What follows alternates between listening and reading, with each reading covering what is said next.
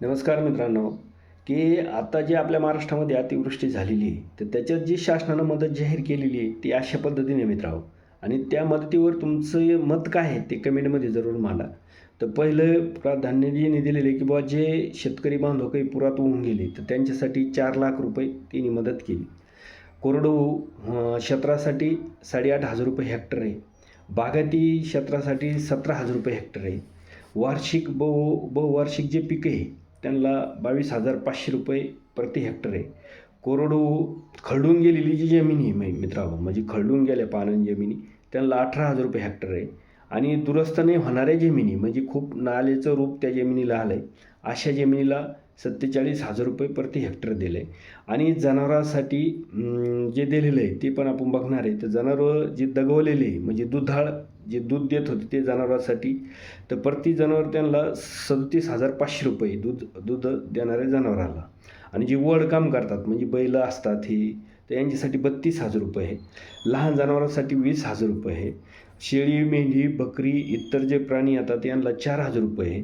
आणि कुक्कुटपालनाचा जे व्यवसाय असणार आहे त्यांचं जर काही नुकसान झालं तर त्यांना ₹10,000 दिलेले आहे. आणि कच्ची जी घरे असतात, पत्र्याची शेड, हे असं झोपडे, हे जे राहते, तर हे याच्यात जर नुकसान झाली त्यांना ₹8,000 दिलेले आहे. आणि कच्ची जी घरे म्हणजे आपलं कच्ची पक्की घरांना, तर पक्का घरांसाठी ₹12,000 ही मदत केली. आणि जे जनावरांचे गोठे असतात तर त्याच्यासाठी ₹3,000 मदत शासनानं जाहीर केलेली आहे मित्रांनो.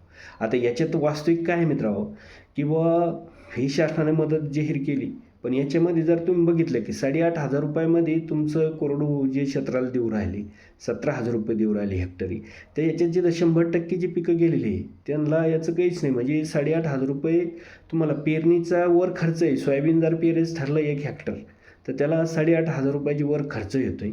म्हणजे ही जी अशी तुटपुंजी मदत शासनाने दिलेली मित्रांनो, तर याच्यात शासनानं केलं काही नाही असं आपण म्हणत नाही.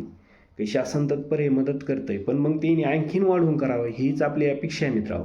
आता तुम्ही सांगा, पुरात होऊन गेलेल्या व्यक्तीला आणि जे विमान दुर्घटना झाली होती त्याच्यामध्ये, की ₹1,00,00,000 एका व्यक्तीला दिले होते. मग आता तो पण जीव आहे, हा पण जीव आहे. हा शेतकरी होऊन गेला त्याला फक्त ₹4,00,000 मिळणार. म्हणजे इथं कुठंतरी सरकारने ते समतोल राखून बुवा योग्य पद्धतीने मदत करावी अशी शेतकरीची अपेक्षा आहे मित्रांनो. आणि तुम्हाला बी काय वाटतं ते कमेंटमध्ये तुम्ही पण जरूर सांगा. चला, जय जवान जय किसान जय महाराष्ट्र.